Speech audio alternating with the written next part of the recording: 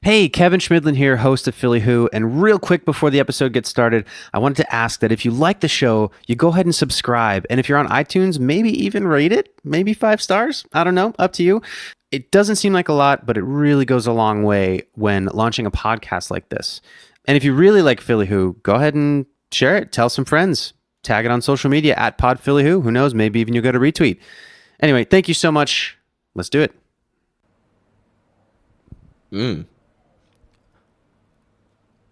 Yo, these are essay questions. These are not rapid fire questions. You got me there. You got me. This is the end of the SATs where it's like, I thought I was done. I told you it was a dumb name. I got 4 questions left. Oh, this took 2 hours. You're listening to Philly Who, the podcast that tells the stories of the doers, thinkers, and performers of Philadelphia. In this episode, I'm chatting with Chill Moody, a Philadelphia hip-hop artist, entrepreneur, and activist. Chill has released 2 rap albums, and he has quite a few accolades around Philadelphia. Philly Magazine has named him Best Rapper in their annual Best of Philly issue. He's been named Philadelphia's official music ambassador by Councilman David O. And he's also the first ever rapper to perform at Philadelphia's City Hall. But that's not all he does. Chill also runs a lifestyle brand called Nice Things, which includes a clothing line, a consulting firm, a record label, and even an IPA, which you should definitely try, if anything, because the can has a picture of him on the front riding a shark. How badass is that? In this episode, Chill is going to tell us about what it was like in West Philly to start his rap career and how it took him a while to find his own voice. Lyrically, it was good enough to listen to, but after the first couple, I shot somebody and whatever you hearing, and it's like, yo, Chill, this ain't really you. Like, you gotta tell your story. We'll also talk about the pull that young artists feel to move to New York or LA to launch their career and why he decided to stay in Philly. But when people ask me early in the game, like, you gotta leave Philly to make it when you're leaving. And I'm like, we from Philly. Like, why do I gotta leave? Shouldn't have to leave here to make it. Philly should count. And we'll talk about the things Chill's doing to make Philly count and bring Philly back to the top of the music industry. Philly artists, and I'll speak for the hip hop community, we got a lot to unlearn about how to succeed. All this and much more right now on Philly Who.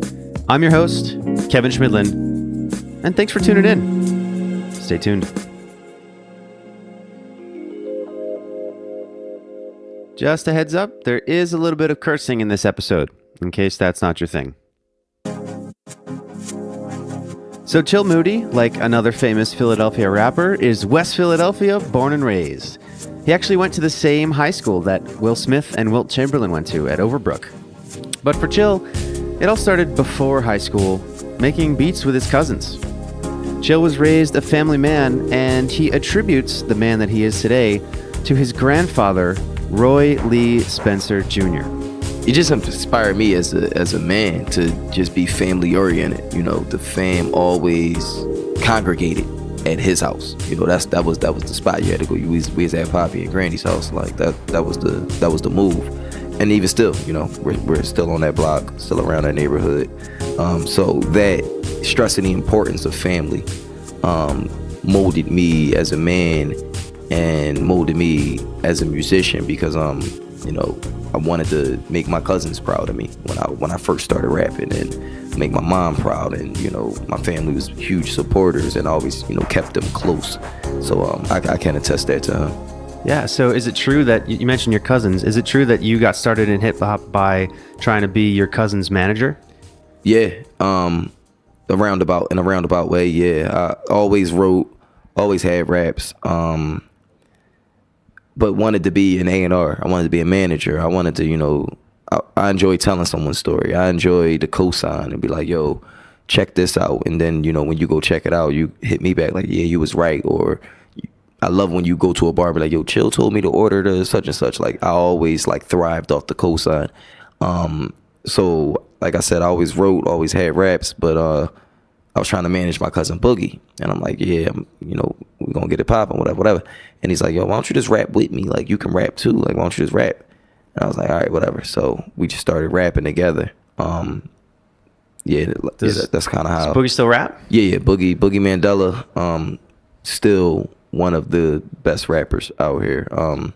To this day, I put a stamp on him at a young age, not just because he was my cousin, Because I got other cousins that tried at rapping too, and my family is not a lot of I ain't gonna say not a lot. There are zero like yes men in my family. Like nobody's gonna co-sign something if it's not legit, and that's what took me a while to really get started and get my grounding in it. Because early on I was lying in my raps. I was, I shot this, I sold that, and all of that. And lyrically, it was good enough to listen to. But after the first couple, I shot somebody and whatever you hearing, and it's like, yo, chill, this ain't really you. Like you gotta tell your story.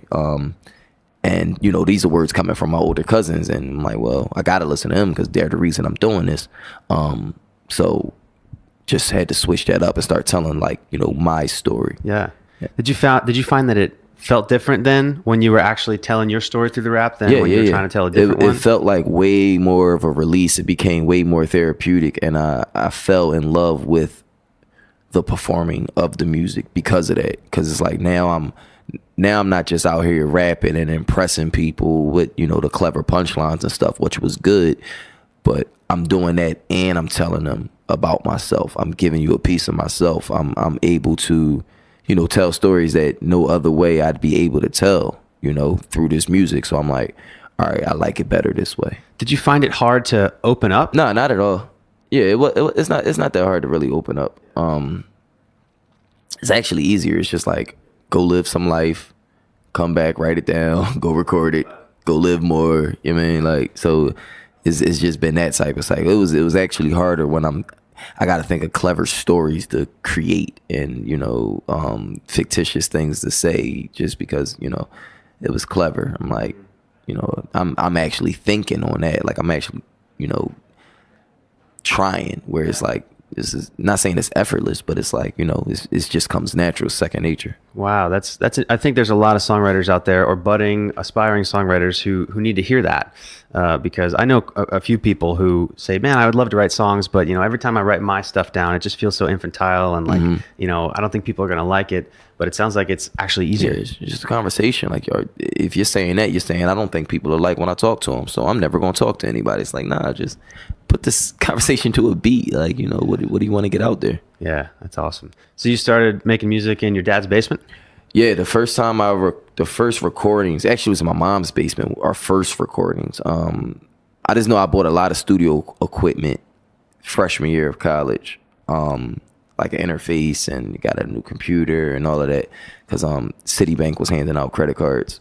So I copped up on 2 of those. Yeah. Bought mad studio equipment. Them out like nothing, like candy. Yeah, they had free T-shirts and credit cards. I was like, yep, sign me up for both. Yeah, and bought a lot of studio equipment then. But I remember recording before that, because we had recorded raps when I was in high school. But, just fast forward, freshman year of college, mom would dry clothes in the basement sometimes. So we had clothing wires, and I didn't have a mic stand. I had none of that type of stuff. So we would hang the mic from the clothes wire, almost like a, mama said knock you out, the announcer, Michael Buffer, mic coming down or whatever over top of your head. So we had that. But fast forward to my dad's basement was when I got Cubase, and we was chopping beats, and I was the engineer and the artist and all of that. Those days were good. Those really good days, especially because like my dad's basement also has a bar. It's Moody's clubhouse, so it's a bar on the I guess the opposite side of where the studio room was. So there'd be studio, there'd be partying, like it was it was the life. That's the dream. At a young age. Yeah, we was loving it. That's cool. So what was the path between that and your first album, RFM? We did the Ill Chill project, which was the first project I recorded fully at my dad's basement. From there, one of the songs got picked up on the radio. About 4 of the songs from the album got picked up on the radio, but the first song I ever had on the radio was called HipHop Don't Fade Away. We recorded that in my dad's basement. What was that like when your music was on the radio for the first time? So the first 4 times I was played on the radio, it was 4 different songs, and I didn't hear them because I was at the radio, like doing interviews or premiering them on the radio. So I didn't get that feeling of like, yo, I'm on the radio till like my 5th joint. And I was like, I've been on the radio now, but it was that moment. We was all at my cousin's house, and the song came on, and I don't know, my brother or somebody was like, yo, that's gonna play this chill music all night. Y'all gonna play chill all night, like as a joke. And they like, we not playing this on the radio. And I'm like, oh, they playing me on the radio right now? Because like usually you would know, like, you know, they call me up for an interview and we play the music, or, you know, they tell me in advance or whatever. So this was like rotation. Like this was just like a DJ was feeling, and there was a joint that hadn't been played. It was a song called Shooting for the Stars. And they just played it. And I was just like, yo, I didn't even know they had that one. Like, this is dope. You know, everybody singing the words and all of that. So that was a really, really dope moment for me. So let's talk about you being an independent artist. So is that something that you've always wanted to maintain, that you wanted to stay independent? Is that a decision that you made at one point where you're just like, it's now or never, no, I'm going to do things myself? It was just more like the hand that I was dealt. And, you know, my back's to the wall. You know, it's either focus all your energy on trying to gain the attention of someone else specifically, or just do everything you got to do and get everybody's attention at once. So it was like, I'm just gonna keep working. And, you know, if a major comes up and, you know, they want a partner or something like that, we can do that. But I've taken mad label meetings, and it's just the terms have never been like what interest, you know, where I saw myself. You know, is you got to give up some of your creativity in some cases and things like that. And that's, you know, those are compromises I'm not willing to take or make, should I say. So the independence wasn't like the choice, but it was just like, let's go. It's like, just you. That's just what's happening. Yeah, I'm not running from that. But I never, you know, was one to be like, I'm not inviting other people in. It was just like, it just got to make sense for how I see this going. Yeah. Yeah. So when you see the terms, did any of the labels want you to leave Philly? Not specifically, you know, but, you know, people, period, was like, when you leaving? Like, coming up, even still to this day, people was like, yo, when are you leaving? And I do understand more now than I did then. But when people ask me early in the game, like, you know, you got to leave Philly to make it when you leaving. And I'm like, we from Philly. Like, why do I got to leave? This is a music mecca. Like, shouldn't have to leave here to make it. This Philly should count. And enough people didn't see that to where I took it upon myself to make Philly count. I'm like, I'm going to stand here, put these 10 toes down, and I'm going to make it so Philly counts. And I talk about this 80-point theory, where it's like, you know, LeBron can score 80 at the Wells Fargo one night and then score 80 at the Garden the next night. And for some reason, that 80 counts more because it's at the Garden. You know what I mean? It's like, that shouldn't be. Like, 80 points is 80 points. You know, I was selling out the TLA at the same time Kendrick was selling out SOBs. SOBs holds 250. TLA hold 1,500. So it's like, it's weighted in a weird way. And I'm like, I could just go and just do it up in New York and do it the way these guys are doing it. But it's like, why not just make it here so the next Chill Moody doesn't have to leave? It's a choice, not an inevitability, you know, you having to leave. So labels per se weren't like, yo, you got to leave, but people, even to this day, are like, yeah, you got to go. And like I said, I didn't really understand it then. Now I understand it a little better, what they meant, what their intentions were with saying that. It wasn't a discredit to Philly. Philly got A-level talent, but we got like D-level industry. There's no buildings here. There's no record labels here, you know. So I'm like, all right, I'll build that here. But we used to have it. Yeah, and we used to. So I'm thinking of yesteryear or whatever, and used to is 20 years ago. It's not like not long. 15 years ago. I mean, it ain't like 40 years ago it used to be. Like, nah, like we just was, you know. Just so happens like something happened along the way and studios start shutting down and they start putting condos in them. But like before, like as I was coming up, like that's not how it was. But on the flip side of that, taking these trips to LA, you know, ever so often, I've been out like 3 times this year already. Being in New York, I've been in New York twice this week, just going up and getting the little pieces of it. I noticed that it's a accelerated program, should I say. Like it's being in New York for a month can equate to like a year in some places, depending on what you're really doing and how forward you are with your movement. So I do get get it in that sense, but I can do that in increments and still bring it back here. Yeah. So looking back, let's say, there's more up and coming artists who also want to be like you and, put the 10 toes in Philly and represent and bring Philly back to where it was. What do you recommend for them? You got to really care. You got to really, really give a fuck and want to do it. Like, cause it's not easy. And there's no blueprint for it. So you got to kind of like, I'm setting what I believe to be, or is going to be the blueprint for it. And, building some institutions and, things like being a Philly music ambassador and, some of the platforms that I've built that are able to run without me. I could pass those on and things like that. So I'm laying the foundation, but it's just so much that I'm learning on the job, that it's not going to be as easy as if, you were in LA and you knew I go to this building at this stage, and then when I'm at this stage, I perform at this venue, and then it's a blueprint at other places. And Philly is not necessarily a blueprint, so it's not going to be as easy. So advice would be know ahead of time it's not going to be easy, and work, knowing that, keep that with you. Gotcha. So in an interview with Philly PR Girl, and correct me if I'm wrong, you said you can't take over the world if you don't win at home first. You have to have your city behind you. Yeah. 100%. Yeah. At what moment did you know that this city was behind you? It's a lot of, because it's a lot of pockets of the city. So it's you got to get the full city. And I can honestly say I'm still fighting for the full, Always will be. You should always be, because, it's always something new. It's always a new pocket jumping up, and you gotta grab them. I was the first hip hop artist to perform at City Hall, ever. Wow. At that moment, I was like, all right, I can do something with this. That's a accolade that no one can take from me. That no one, we got greats in this city, and no one had grabbed that yet. So it's all right, city got my back a little bit.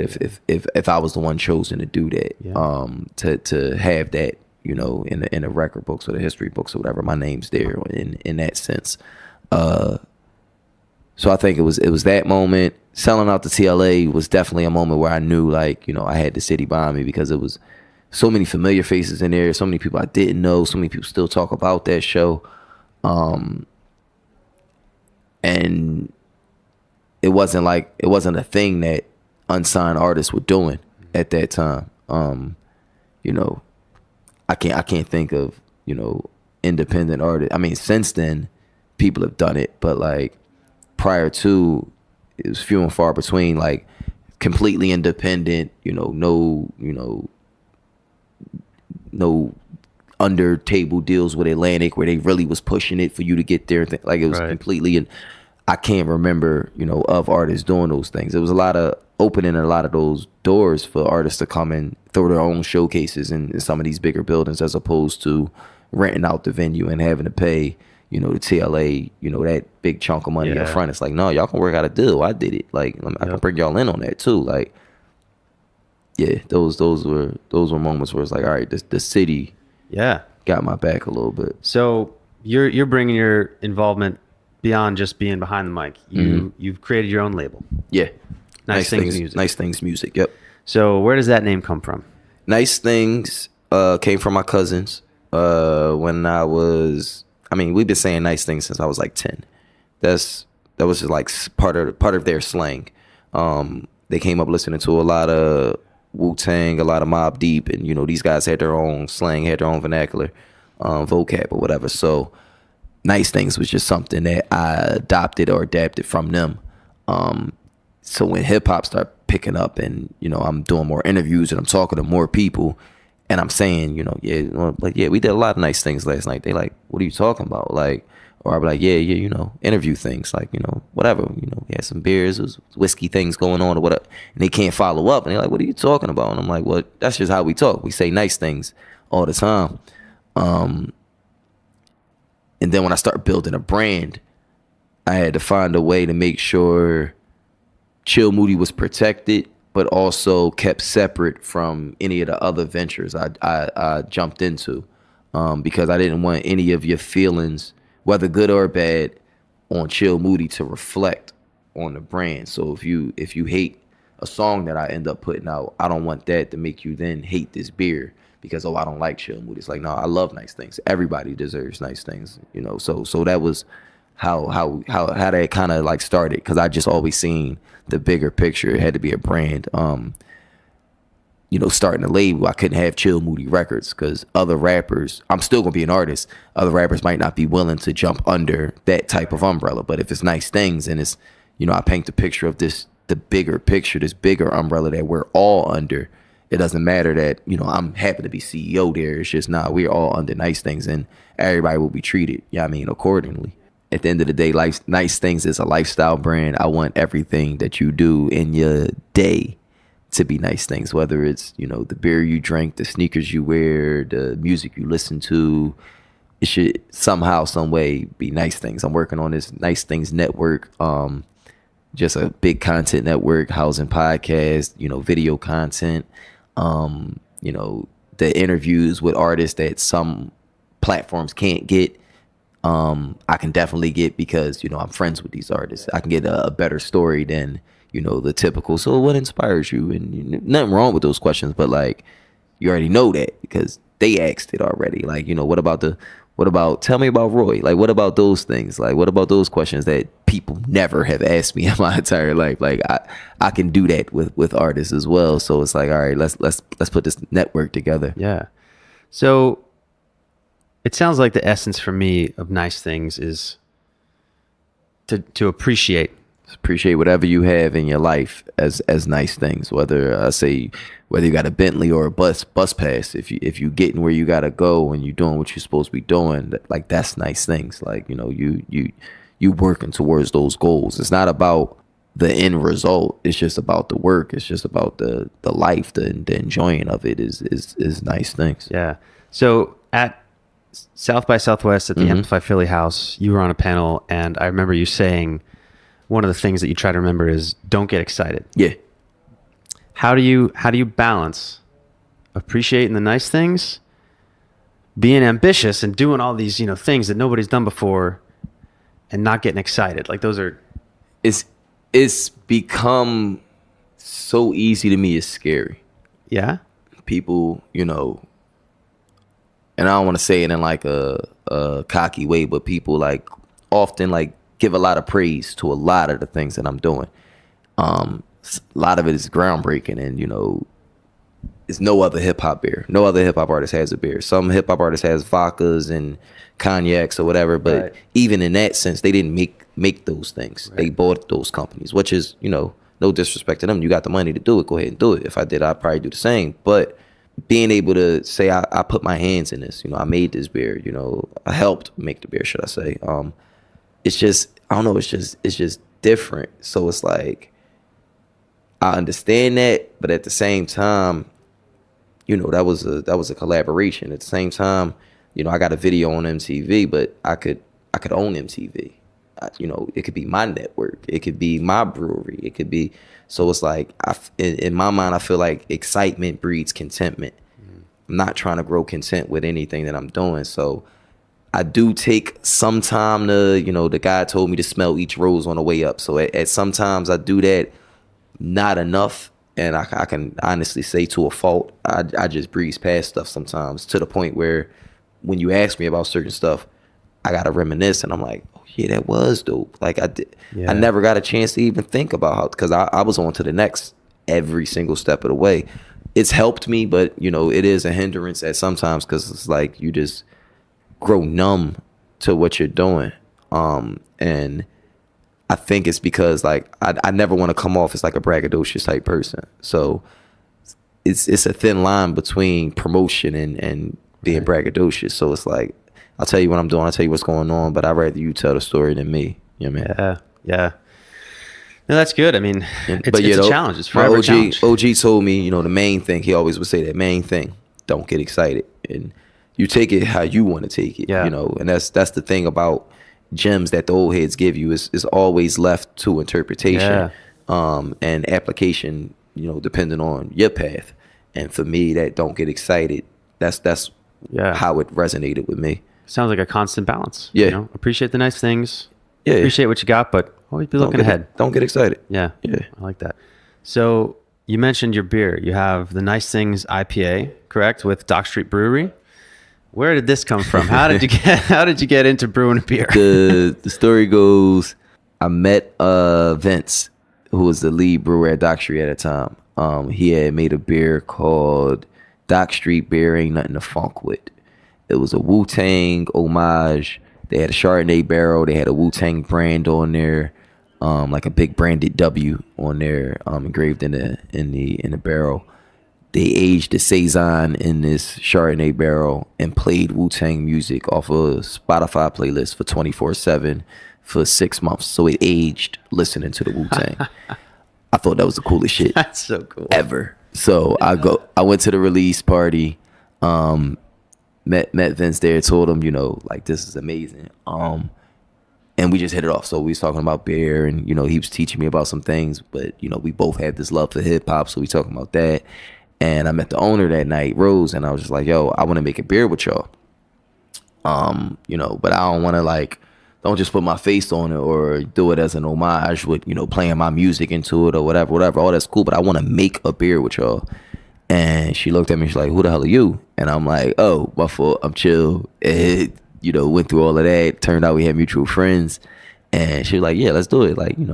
Let's figure this out. So, I started going to Dock Street every day, 4 times a week, I guess, from 9 to 4, just drinking and learning and, sweeping up and, they pull out the whiteboard and teach me about ABV and teach me about IBUs and all of that stuff. And I'm like, all right, this is cool. And tasting a bunch of beers and developing the palate to, then create, some flavor profiles. We had a pineapple infused, a mango infused, and a lemon thyme infused IPA. So we set up the tasting, invited a bunch of people through, had a flight, everybody tasted them, said which ones they liked the best, they voted, and a pineapple infused IPA won. So there came Nice Things IPA. So that was 2016, and it was just on draft, and it kept selling out super quick. Every time they brew it, a batch, it'll sell out quick. So they brew a bigger batch next time, but it'll sell out probably quicker because more people know about it now. So they're like, all right, we got something here. Let's go to distribution. Let's go into cans. Like, bet. So now we got the cans. Now I'm on the can, riding the shark. Yeah. And then through the city of Philadelphia. Riding the shark? Where'd that come from? We did a flip on their original logo. Their staple beers is rye IPA. It's really good. So I'm like, all right, if this is going to be comparable to their staple or, a new staple for them, I want to pay homage to what their original logo is. So it's like this cowboy riding a shark through the field or some random shit. So I flipped it, put my face on it, took his cowboy boots on, put some Chuck Taylors on him. The socks don't match. My socks never match. Put the Nice Things watch on him. He's riding a shark through the city of Philadelphia. Got the pineapples in his satchel, it's me. That's got to be the most badass image I've ever heard. It's so dope. I'm like, yo, I travel aquatically. That's how we doing this. But so now we're up to the point where I think we're up to 3 brew dates a year. So it's still that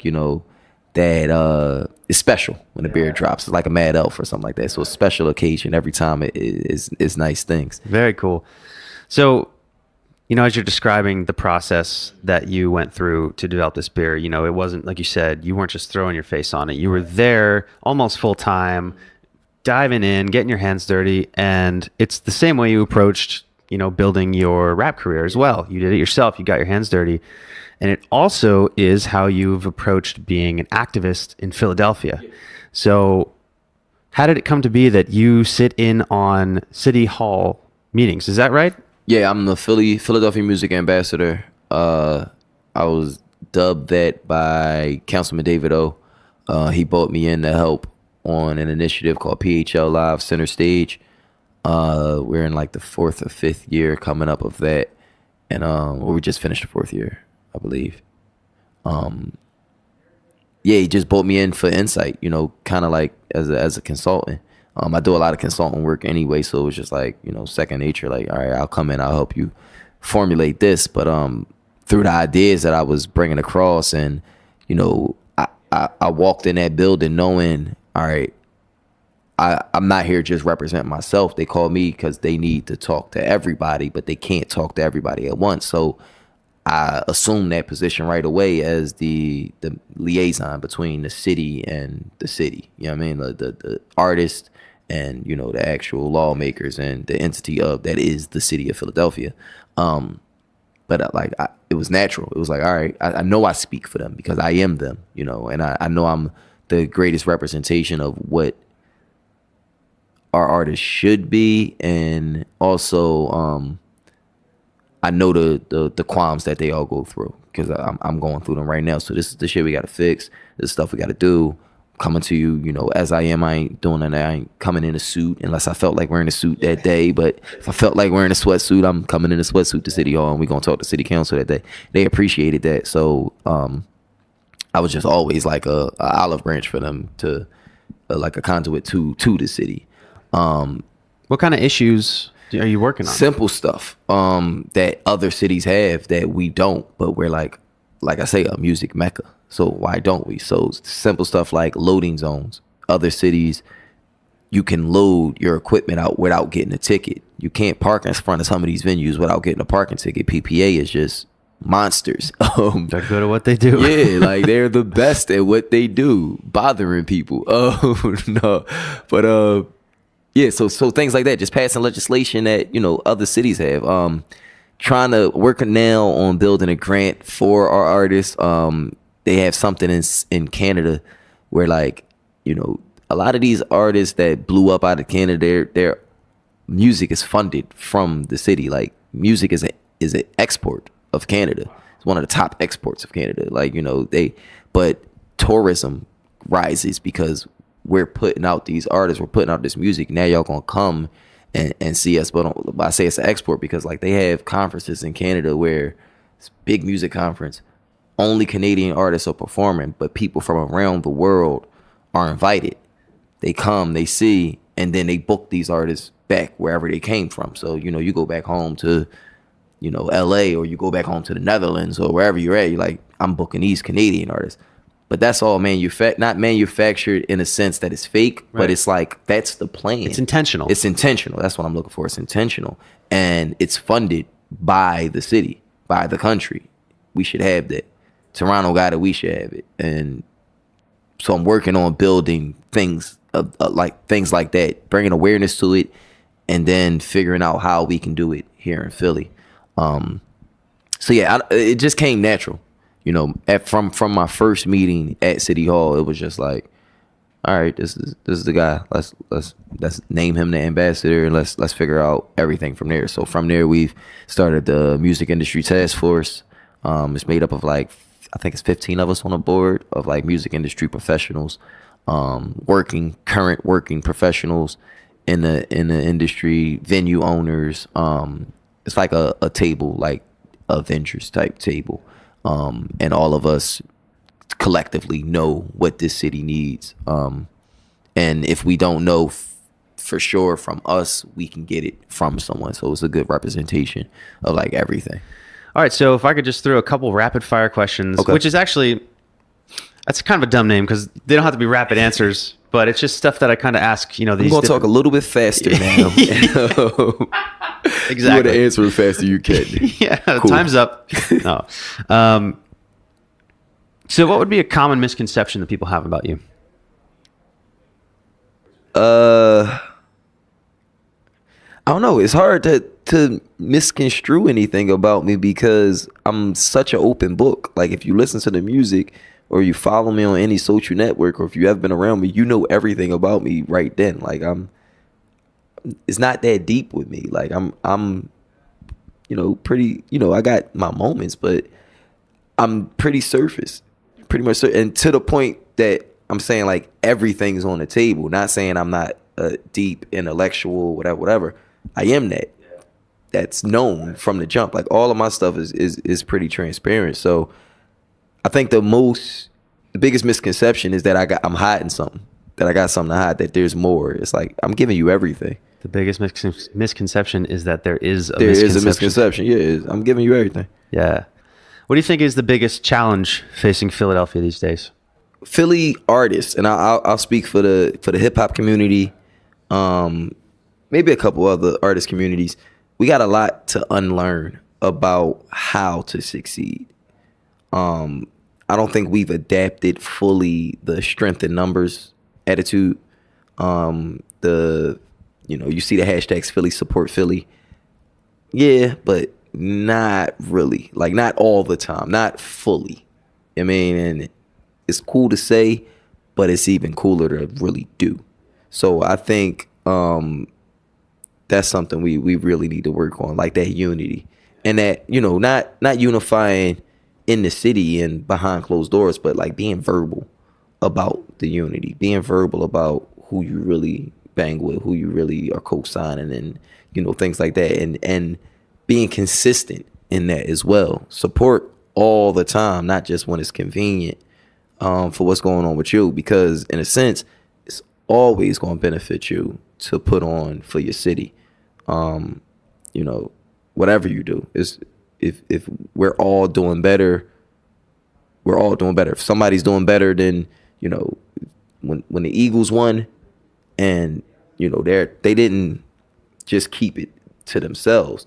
They played Meek's music for the entrance. So now Meek is eating off of that. They're bringing people with them. We can learn a lot from that. And it might have took something as big as a Lombardi Trophy to make us aware of that. But like I said, in an artist community, it might even dive deeper into, it's a cultural thing as far as hip hop. Like that culture, we don't uplift enough. So yeah, I just think we got a lot to unlearn as far as how to attain success, and understanding that there's strength in numbers, and that cliche is legit. The rising tide raises all boats. There you go. That's good. That's definitely something you see a lot of. That the hashtag Philly. What was it? Philly support Philly. Philly support Philly. Yeah. And then you're like, well, yeah, you're on Instagram, but why weren't you at the event? Who are you supporting specifically? Right. That's good. Other than just words of encouragement, if you could send a message to yourself, like in your dad's basement, or even, before that, your mom's basement, would you, and if you would, what would you say? Yes, I would. And I would tell myself simply, do it now. So many ideas that I've had, and I just didn't act on them right away. I was saving them for the right moment, and I can't do this until I got the right fan base. And when I get to this tier, then I'll implement this game plan. And some things I never got a chance to do, and then I see other artists do them, and doing with less resources than I had when I wanted to do them, and just as effective. And it's like, I should have just pressed the button. Like, so I would tell myself, and that's something, I've learned in life, and learned, through catching my bumps or whatever. But my conversations with Todd, we were speaking about Todd before the podcast with Todd Carmichael. He's the ultimate push the button type boy. Like, right away, I'll give him an idea. He's like, all right, what's the first step? What's the first thing we have to get done to, make it? But let's act on that first step during the inception of the idea. Because once you get to working on it, you can't stop then. It can stop at the idea because you're trying to figure out the first step. But if you just like, all right, I hit him up about an idea about throwing the first Fridays at La Colombe. We should throw a concert, first Fridays, boom, boom, boom, boom. All right, coming for a meeting, 2:00. We set the whole thing up just like that. Like, pressing a button, like, do it now. So if I told myself anything, I wouldn't tell myself like, watch out for this or nothing specific, but just do it now. Yeah. Listeners want to follow what you're up to. Why would they want to do that? No, you follow me on everything at Chill Moody, spelled exactly how it sounds, chillmoody.com, Twitter, Instagram, Facebook, SoundCloud, all of that. Just type in Chill Moody, see what happens. And the beer is at Nice Things IPA. The label is Nice Things Music. Nice Things is all lowercase, no spaces. The band We Are And More. The group is called And More, but the Instagrams and everything are We Are And More. Myself and Don T. But yeah, just type in Chill Moody wherever. For all the links to follow up on Chill and More and nice things, you can head over to podphillywho.com/chill. If you like the show, be sure to subscribe and give it 5 stars on iTunes. If you'd like to follow along on Twitter and Instagram, you can do so at podphillywho. Music by Lee Rosevere, artwork by Lauren Carhart. A very special thanks to Danielle Lindo, and of course to Chill Moody. For Philly Who, my name is Kevin Schmidlin. See you next week.